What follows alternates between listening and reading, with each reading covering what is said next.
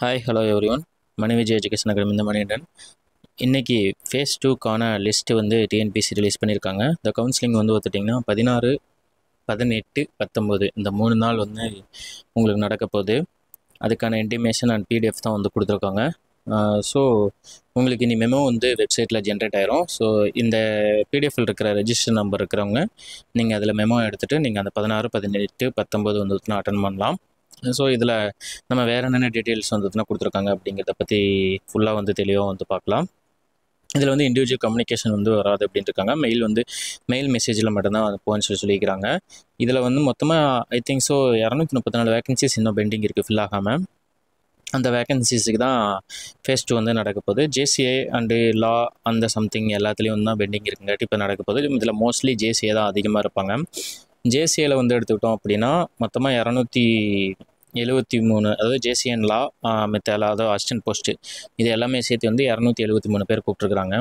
இதில் இப்போ நீங்கள் போன டைம் எனக்கு குரூப்பு அதாவது லிஸ்ட் 1 வந்து எனக்கு கூப்பிட்டுருந்தாங்க சார். போயிட்டு எனக்கு போஸ்டிங் கிடைக்கல, இல்லை ஆர்எல்ஸ் வந்து பார்த்திங்கன்னா எங்களுக்கு பிஎஸ்டிஎம் வச்சுருந்து பிஎஸ்டிஎம் போயிட்டு நம்ம அந்த இஷ்யூஸ் எல்லாம் வந்து தெரியுங்களா, ஜேசி எடுக்க விட மாட்டாங்க அப்படின்ட்டு. ஸோ அது எல்லாத்தையுமே இனி நீங்கள் மறந்துட வேண்டியதான். இனி நீங்கள் பண்ண வேண்டியது என்ன அப்படின்னா, இந்த நம்பரில் இந்த பிடிஎஃப்பில் யார் யாருக்கு நம்பர் வந்திருக்குதோ அவங்களுக்கு மட்டும்தான் ஃபேஸ் 2க்கான கவுன்சிலிங் வந்து நடக்கும். ஓகேங்களா? ஃபஸ்ட் ஃபேஸில் நடந்தது எல்லாத்தையுமே விட்டுட்டு இப்போ யார் யாருக்கு இந்த பிடிஎஃப்பில் வந்து நம்பர் இருக்கோ அவங்களுக்கு மட்டும்தான் இப்போ ஃபேஸ் 2க்கான அலௌடு பண்ணியிருக்காங்க. ஓகேங்களா? ஸோ இந்த ஃபேஸ் 2க்கு வந்து இதில் எந்தெந்த நம்பர் வந்து உங்களுக்கு அவைலபிலிட்டி இருக்குது அப்படின்னு சொல்லி செக் பண்ணிவிட்டு உங்களோட இப்போ இதில் இந்த பிடிஎஃப்பில் உங்களோட நம்பர் இருக்குது அப்படின்னா மெமோ வந்து வெப்சைட்டில் வந்து டிஸ்பிளே பண்ணிடுவாங்க. அந்த மெமோவை டவுன்லோட் பண்ணிவிட்டு அந்த கன்சர்ன் டேட்டில் வந்து கவுன்சிலிங் அட்டன் பண்ணுங்கள். டோட்டலாக வந்து பார்த்துட்டிங்கன்னா அசிஸ்டண்ட்டுக்கு 273 பேர் கூப்பிட்ருக்காங்க. இதில் வந்து 2 விதமாக கொடுத்துருக்காங்க. இதில் லிஸ்ட் 1 வந்து 110 ப்ளஸ் லிஸ்ட் 2 வெறும் 6 பேர். இது யார் அப்படின்னா கவுன்சிலிங் லிஸ்ட் வந்ததுக்கப்புறம் ரீச்டுன்னு ஸ்டேட்டஸ் காட்டியிருக்கோம். அதுக்கப்புறம் நம்ம சர்டிஃபிகேட் ஆன்லைனில் அப்ளை பண்ணியிருப்போம்.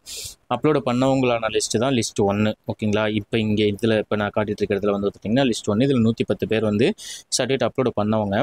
லிஸ்ட் 2 வந்து மொத்தமாக வந்து 6 பேர் வந்து சர்டிஃபிகேட் அப்லோடு பண்ணவங்கள வந்து எடுத்திருக்காங்க. இது கீழே இருக்கிறவங்க வந்து பார்த்தோன்னா சர்டிஃபிகேட் அப்லோடு பண்ணாதவங்க. ஓகேங்களா? சர்டிஃபிகேட் அப்லோடு மீன்ஸ் நாட் ரீச்னு வந்திருக்கும்.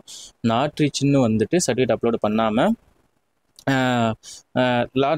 இது லிஸ்ட் 1 லிஸ்ட் 2 இந்த லிஸ்ட்டை வந்து பார்த்தோன்னா விட்ருக்காங்க. இந்த லிஸ்ட்டில் இருக்கிறவங்க வந்து டேரெக்டாக உங்களுக்கு வந்து சர்டிஃபிகேட் வெரிஃபிகேஷன் கம் கவுன்சிலிங் அங்கே நடக்கும். அந்த ஆன்லைனில் சர்டிஃபிகேட் அப்லோடு பண்ணவங்களுக்கும் அங்கே ஃபிசிக்கல் சர்டிஃபிகேட் வெரிஃபிகேஷன் நடக்கும்.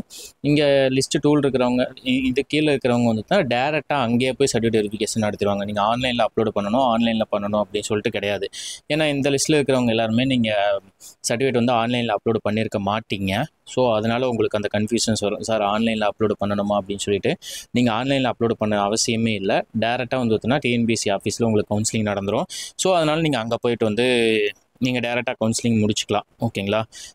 ஸோ அங்கே போய் சர்டிஃபிகேட் வெரிஃபிகேஷன் காலையில் நடக்கும், கவுன்சிலிங் நடக்கும். இப்போ மத்தியானம் வந்து பார்த்தீங்கன்னா கவுன்சிலிங் வந்து ஸ்டார்ட் பண்ணிடுவாங்க.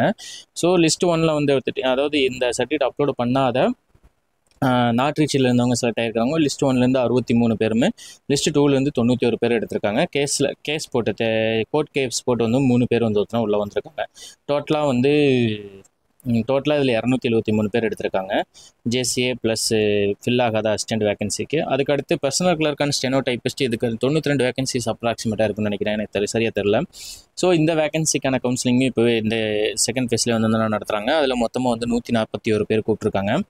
141 பேர் சரி டோட்டல் வந்து பார்த்துட்டிங்கன்னா 148 பேர் ஃபார் பர்சனல் கிளர்க்கு. இது வந்து நாட் ரீச்சில் இருந்த ஸ்டூடெண்ட்ஸு 7 பேர்த்து வந்து கூப்பிட்ருக்காங்க.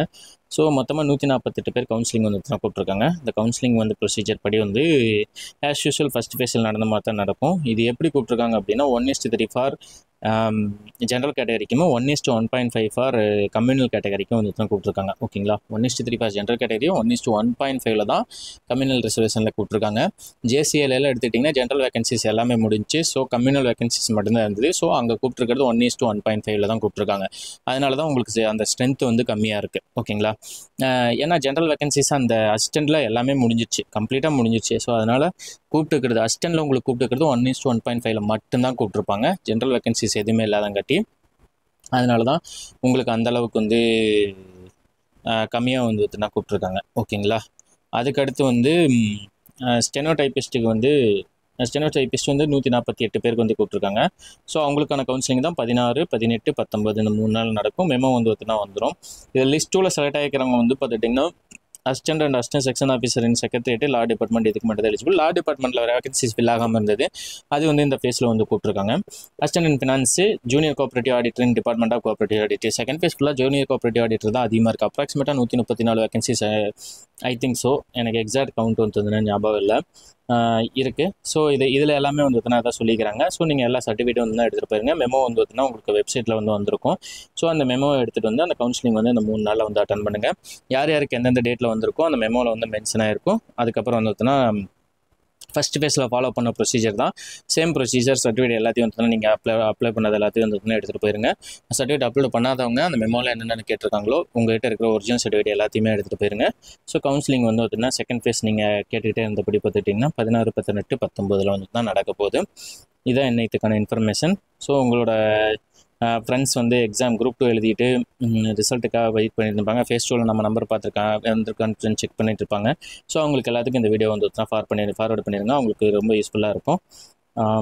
அவ்வளோதான். Thank you so much.